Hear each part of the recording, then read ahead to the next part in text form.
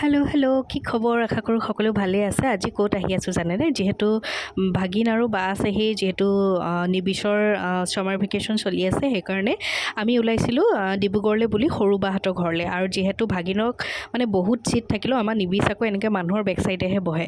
তাৰপিছত গৈ পালোগৈ সৰু বাহঁতৰ ঘৰৰ সন্মুখতে থকা মহামায়া হোটেল। যিহেতু মহামায়া হোটেলখন ডিব্ৰুগড়ত খুব ধুনীয়া মিঠাই পায়, তাৰ পৰা এয়া মিঠাই লৈ ল'লোঁ। তাৰপিছত গৈ পালোগৈ এয়া বাহঁতৰ ঘৰৰ পৰিৱেশ। আৰু এই বাহঁতৰ ঘৰৰ পৰিৱেশটো দেখাই দিছোঁ যিহেতু বাহঁতৰ এই তলতে আগতে পুৰণা ঘৰ আছিলে, সেই পুৰণা ঘৰ এতিয়া ভাঙি এতিয়া নতুন ঘৰ তাৰ ওপৰত বনালে। তাৰপিছতে সেয়া যে দেখিছে সেয়া হৈছে সৰু বা, আৰু লগত আমাৰ ডাঙৰ বৰমাও গৈছিল আকৌ দেই, বৰমাৰ কথা ক'বলৈ থাকি গৈছিল।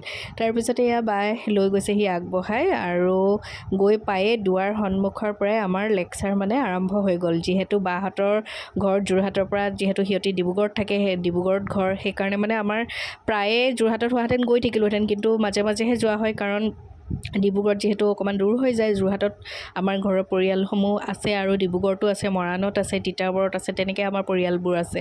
তাৰপিছতে এয়া গৈ পায়ে মানে আমাৰ লেকচাৰ আৰম্ভ হৈ গ'ল। আৰু এইয়া যে দেখিছে এয়া হৈছে বাৰ শাহুমা, মানে বৰমা। আৰু এয়া গৈ পায়ে আকৌ সকলো গৈ ভাততহে বহিছে, কাৰণ আমাৰ দেৰি হৈ গ'ল মানে পোৱা। আৰু গৈ এয়া মাহঁতে খাই ল'লে ভাত। তাৰপিছতে আমি ছোৱালীকেইজনীয়ে চবেই মিলি খালোঁ।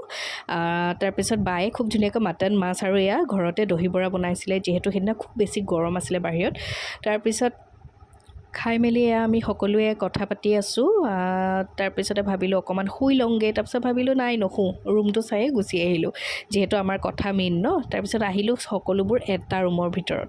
তাৰপিছত আহিলোঁ, এয়া ভাগিনে আকৌ নিজৰ মাকৰ গানটো লগাই আমাৰ নিবিছে মানে আমাক কৈ আছে যে এনেকৈ নাচা, মোৰ মায়ে এনেকৈ নাচিছিলে। এতিয়া তাৰ লগত আমি চববোৰ মানে বিজি। সেয়া যে দেখিছে সেয়া হৈছে মোৰ বা ল'ৰা বাবু, আৰু এয়া হৈছে বাৰ ছোৱালী প্ৰাচী। আৰু প্ৰাচী আৰু বাবুক লগ পাই মানে আমাৰ নিবিছে বিৰাট ফূৰ্তি পাইছে, মানে খেলিবলৈ পাইছে। যিহেতু বাবুৰ আগৰ পুৰণা খেলনা বস্তুবোৰ গোটেই থৈ দিছে, গোটেই মানে বিচনাৰ ওপৰত উলিয়াই লৈছে। আৰু সিহঁতেও মানে যোৱাৰ কাৰণে বহুত বেছি ভাল পাইছে।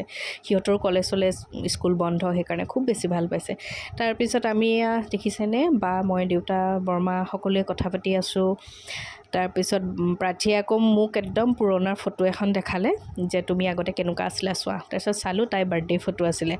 তাৰপিছত ভাগিন আকৌ নিবিছ মানে আমাৰ একে জেগাত নাথাকে, দেখিছেনে, গৈ পেলাই আকৌ বেলেগ জেগা পালেগৈ। আৰু তাক মানে কথা মানে কিছু বুজাই থাকিব লাগে। এতিয়া মানে ইটো কুৱেশ্যন সোধে, সিটো কুৱেশ্যন সোধে। এনেকুৱা বাৰু কাৰ হয় বাৰু জনাবচোন, কাৰ ল'ৰাবোৰ এনেকুৱা। মানে আমাৰ ভাগিন মানে যিমান ডাঙৰ হৈছে সিমানে মানে বিৰাট উৎপতীয়া হৈছে।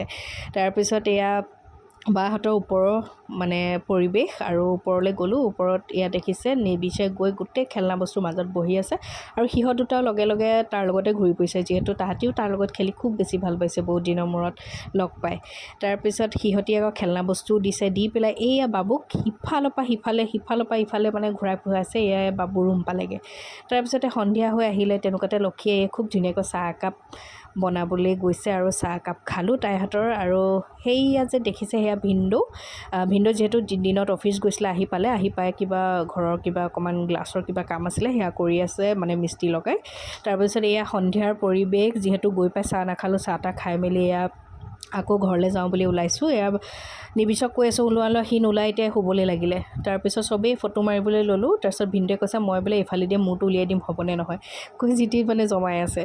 এয়া দেখিছেনে। তাৰপিছত সন্ধিয়া হৈ আহিলে আৰু ঘৰলৈ বুলি ওলালোঁ। এয়া আজি মোৰ মিনি ব্লগটো ইমানে। যিহেতু মই ইমান মিনি ব্লগ দি নাথাকোঁ, কেতিয়াবা মাজে সময়ে দিয়া হয়। তাৰপিছতে কেনেকুৱা পালে জনাবচোন দেই।